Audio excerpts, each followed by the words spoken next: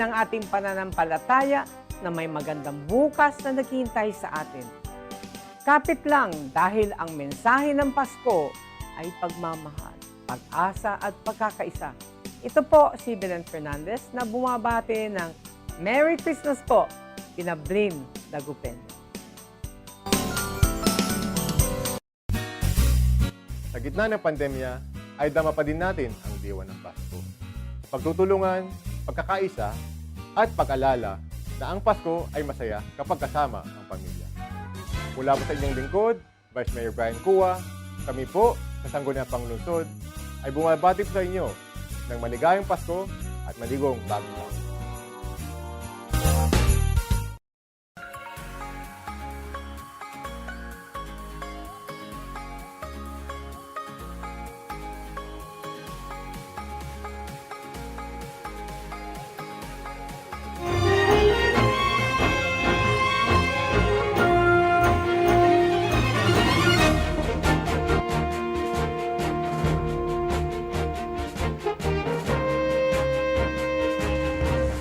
Maaksyong umaga Pilipinas, maaksyong umaga mga kaaksyon.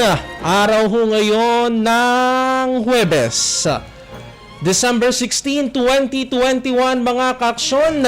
Muli hong inihahandog sa inyo ng DWCM Aksyon Radyo Pangasinan ang atin pong programang Aksyon Radyo Balitang Bayan numero 1 Thursday edition. Ako po ang inyong makakapiling hanggang alas 7 ho ng umaga, Aksyon Jeric Pasiriawa. At kasama naman ho natin sa atin pong Master Control nariyan si Aksyon Conrad Alvarez. Makakasama rin ho natin ang atin pong mga kasamahang Action Radio reporters na nasa labas ng atin pong himpilan, nangangalap ng iba't ibang mga uri, hugis at anyo ng mga balita na maya-maya ay amin pong ihahatid sa inyo. Una sa Aksyon Balita. Ipapares po ng Senado ang opisyal ng OWA. Una sa Aksyon Public Service. Nagpapasalamat po ako sa Action Radio. Sila po ang naging tulay para matulungan ako ni Mayor. Una sa Aksyon Komentaryo. Pork barrel na naman! Tinamaan kayo ng magagaling! Sa musika at impormasyon. Aksyon na aksyon talaga! Sa Dagupan, patuloy kayong nakikinig sa 1171. Aksyon Radyo 1171. Aksyon Radyo. 7 minuto bago ho sumapit ang alas 7 ho, o ang alas 6 ho ng umaga mga kaaksyon, at sa pagkakataong ito papasukin ho natin ang unang bugso ng atin pong balita. Sa oras na ito papasukin natin ang ulat na bit-bit ni Aksyon Jessie Perez mula sa labas ng himpilan. Yes, Aksyon Jessie, good morning. Please come in. Yes, sa Aksyon Jerry, katatapos ng unang simbang gabi ngayong taong 2022. Yung mga iba ay kagabi, nagsimbang gabi na sila, anticipated mass. Pero unang simbang gabi yun, pero ngayon naman ay unang Misa de Gallo, o dino kaya ay simbang rooster, itong ating inobserbahan ngayong umagang ito. Dito sa Zion Holy Family Parish, Action J, katatapos lang at maraming mga dumalo sa unang Misa de Gallong ito sa Santa Barbara. At unlike sa Metro Manila na may mga vaccination card na nire-require ang mga simbahan dyan, yung mga malalaking simbahan, dito hindi nato na-obserbahan Action Jerry dahil yung mga iba nasa labas na po ng simbahan, yung mga nakaupo, unless hindi natin naabutan ang paninita ng mga church authorities na yan ay ang pinagbilin na sana ng Cora Parroco na sana ay magkaroon ng health protocol. Yan nga ay ipakita ang mga vaccination card at sundin ang social distancing at health protocol. Pero parang hindi na yata ito nasunod. Antabayanan natin mamaya kung anong reaksyon ng Cora Parroco ng Santa Barbara Holy Family Parish sa pamamagitan ni Father Dexter dito sa Santa Barbara.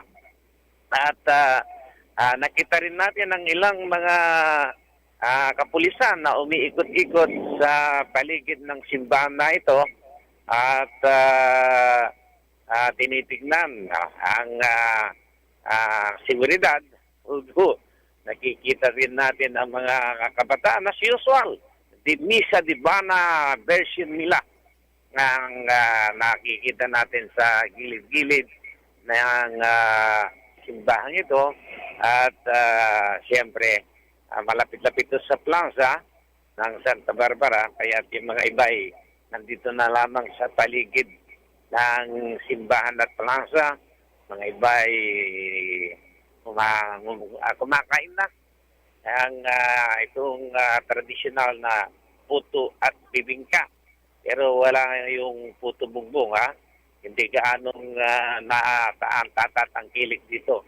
Kundi yung puto, itong bibingka at substitute ng iba ay itong hotcake action cherry.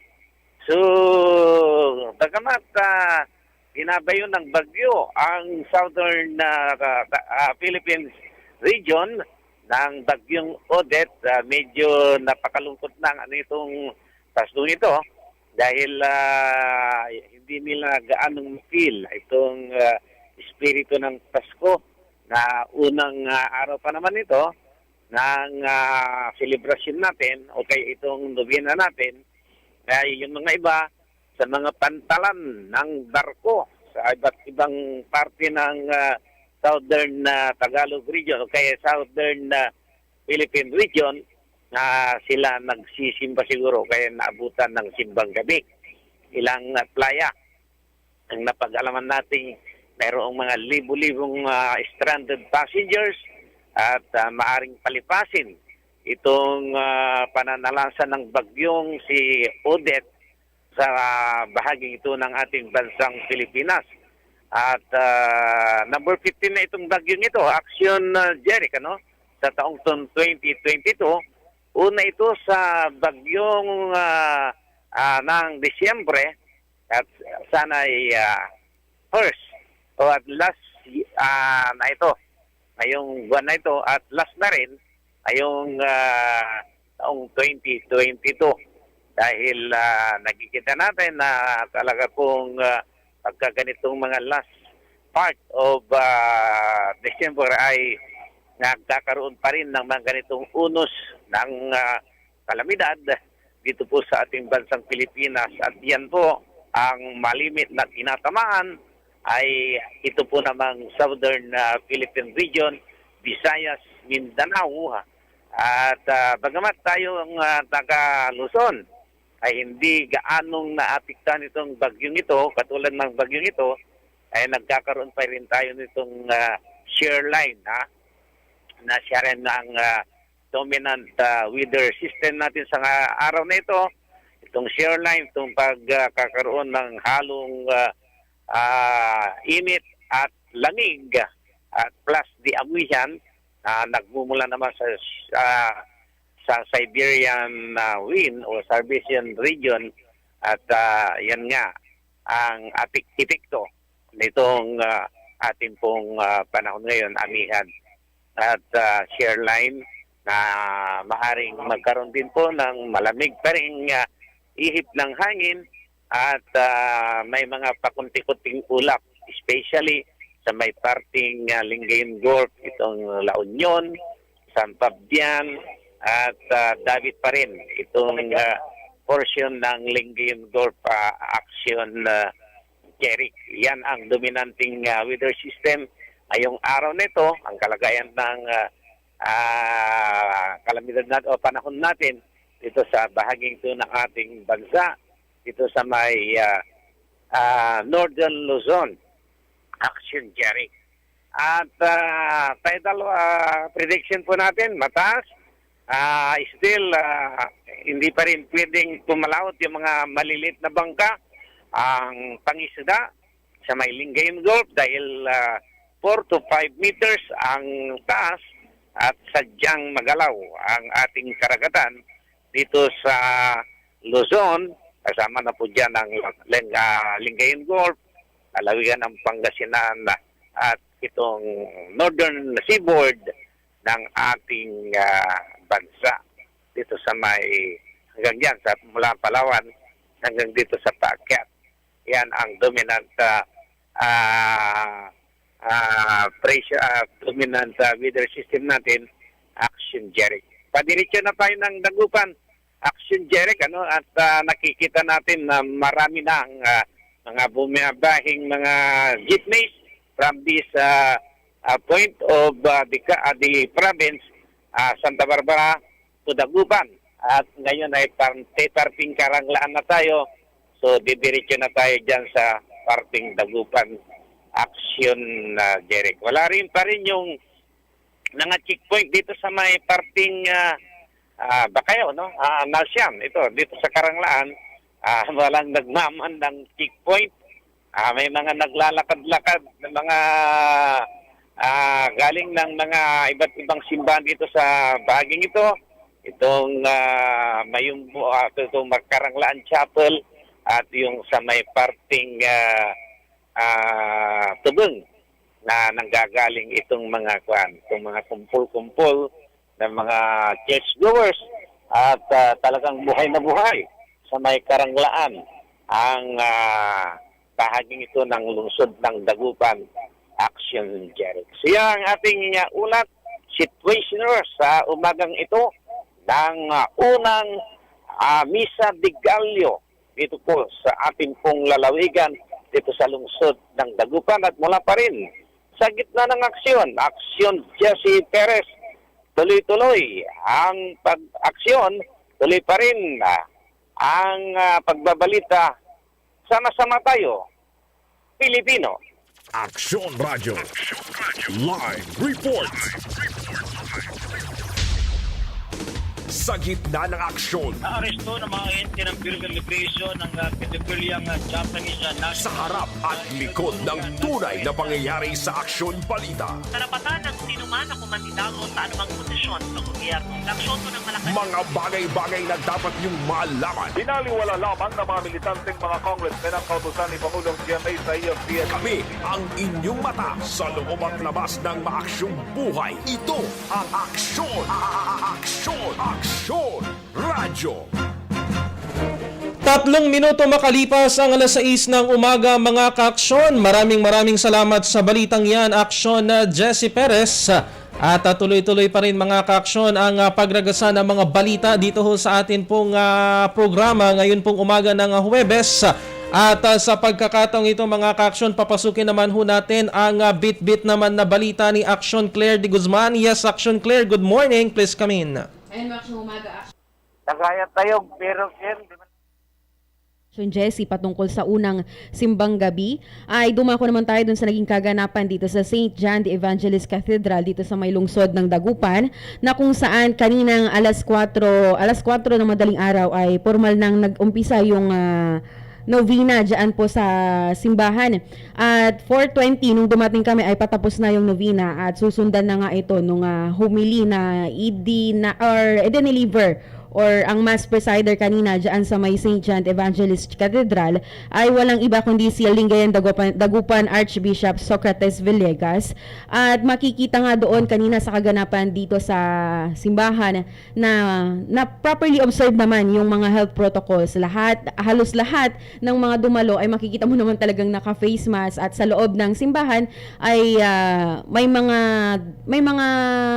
marka yung upuan kung saan ka lang pwedeng umupo, kung saan hindi pwedeng umupo, at makikita mo talaga yung pagiging disiplina doon sa loob ng simbahan. At may mga tao or mga staff din ang simbahan na nagmo-monitor kung nasusunod ba yung mga health protocols sa loob ng simbahan. Pero dito sa sa mismong labas ng simbahan kung saan ang dami pa ring tao dahil nga unang araw ng simbang gabi ay hindi masyadong na-observe ang physical distancing dyan dahil na nga nagkukumpulan, dahil siguro malamig, kailangan may katabi ng mga tao.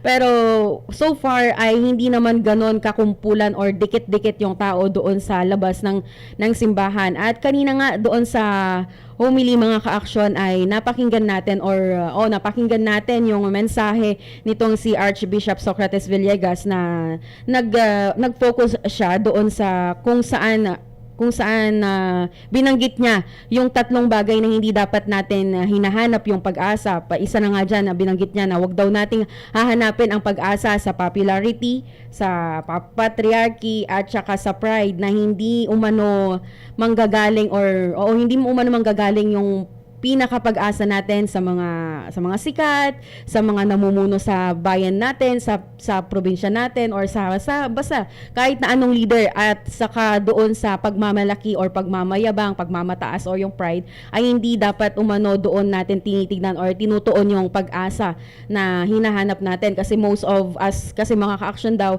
ay hinahanap natin yung pag-asa dito sa 3 bagay na ito. Pero sabi ni Archbishop na ang tunay na pag-asa ay makikita lamang sa isang bayani na kung saan ito ay tinukoy nga niya na si Panginoong Hesukristo. Doon natin makikita yung pag-asa at hindi tayo ma-disappoint or madidismaya kung sa kanya natin itutuon or hahanapin yung pag-asa. At saka sa huling parte ng programa nga ka-aksyon ay nagsagawa rin ng communion ang simbahan dito sa lungsod ng Dagupan, na kung saan masasabi rin naman natin mga ka-aksyon na properly observed pa din, sinusunod pa rin yung physical distancing, social distancing sa loob ng simbahan. At saka doon sa mga tao naman na nais na makatanggap ng communion ay pinagbigyan pa rin naman sila ng pagkakataon na kung saan lumabas na nga yung ibang staff ng church or ng simbahan upang mabigyan ng pagkakataon yung mga nasa labas upang hindi sila magkakumpul-kumpulan doon sa loob ng simbahan. Yan lamang yung pinakahuling update. Yes. Oo. Itanong ko na lang kasi syempre nandun ka kanina sa may mismong area sa may St. John the Evangelist Cathedral at natunghayan mo yung talagang sitwasyon doon. Kumusta yung anong grupo, anong age group yung nakita mo na karamihan na yan nandoon sa loob ng simbahan, sa vicinity ng simbahan? Ayan, dahil nga nasa labas tayo kanina ng simbahan, Action Jeric, masasabi ko na heterogeneous yung pinaka-population na dumalo doon sa unang simbang gabi. Pero mostly ang mga dumalo doon, majority ay mga kabataan, mga magbabarkada na magkakasamang nagsimba. Pero may nakita pa rin naman tayo ng mga senior citizens. Ayun. Okay, go ahead. Ayan, at yan lamang naman ang pinakahuling update natin dyan sa pinakaunang simbang gabi dito sa lungsod ng Dagupan. Mula sa gitna ng aksyon, Action Claire de Guzman. Una sa aksyon, una sa balita, sama-sama tayo, Pilipino. Ang balitang ito ay hatid sa inyo ng ACS Manufacturing Corporation. ISO Certified. World-class quality.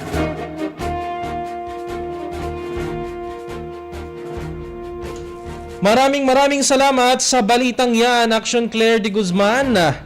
Kanina ho yan mga ka-aksyon sa may naging unang araw naman ng simbang gabi dito ho sa may St. John the Evangelist Cathedral dito ho sa may lungsod ng Dagupan. Dahil December 16 yan ho ay unang araw ng Misa de Gallo. Traditional na ho yan mga ka-aksyon para sa maraming mga Pilipino, lalong-lalo na ho ng mga mananampalatayang mga Katoliko mga ka-aksyon. Diba? At marami nga sabi doon sa report din kanina ni Action Jess sa may Santa Barbara and then dito sa may Dagupan, nako, karamihan sa mga nakimisa mga ka-aksyon ay yung mga kabataan, 'di ba? Pero karaniwan naman sa mga yan ay hindi naman nakikinig, 'di ba, mga ka-aksyon doon sa homilya, 'di ba, ng mass presider, at medyo iba yung kanilang agenda, 'di ba, mga ka-aksyon.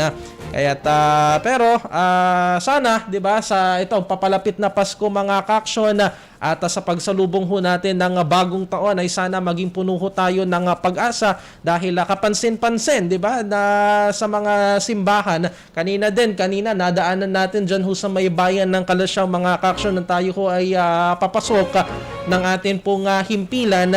'Di ba? Ganun din ho yung sitwasyon. Maraming tao, kung ikukumpara natin noong nakaraang taon mga ka-aksyon, medyo 'di ba, limitado yung bilang ng mga nakadalo last year no sa simbang gabi dahil nga ho sa mahigpit na quarantine restriction noon. Pero ngayon ay unti-unti na ho nga nagluluwag, 'di ba? Pinayagan na ho ng IATF na makalabas itong atin pong mga senior citizen and even yung atin pong mga kabataan, kung kaya ganyan, 'di ba mga ka-aksyon? Medyo maraming mga kabataan ngayon yung nakadalo mga ka-aksyon ng simbang gabi.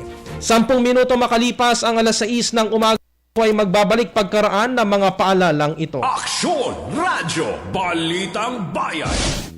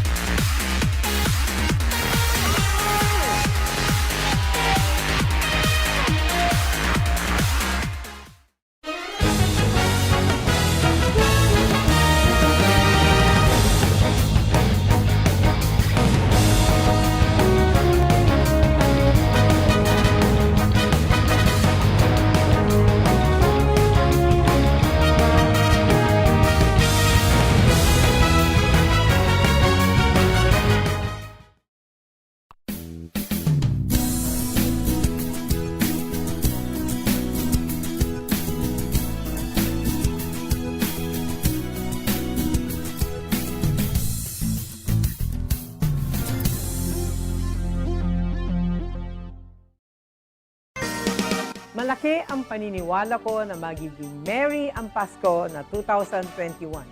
Hindi tayo nagpatinag sa mga pagsubok na dumating. Palakasin pa natin ang ating pananampalataya na may magandang bukas na naghihintay sa atin. Kapit lang dahil ang mensahe ng Pasko ay pagmamahal, pag-asa at pagkakaisa. Ito po si Belen Fernandez na bumabati ng Merry Christmas po, Pinablin Dagupen. Sa gitna ng pandemya, ay dama pa din natin ang diwa ng Pasko. Pagtutulungan, pagkakaisa, at pag-alala na ang Pasko ay masaya kapag kasama ang pamilya. Mula po sa inyong lingkod, Vice Mayor Brian Cua, kami po sa Sangguniang Panglungsod ay bumabati po sa inyo ng maligayang Pasko at maligong bagong taon.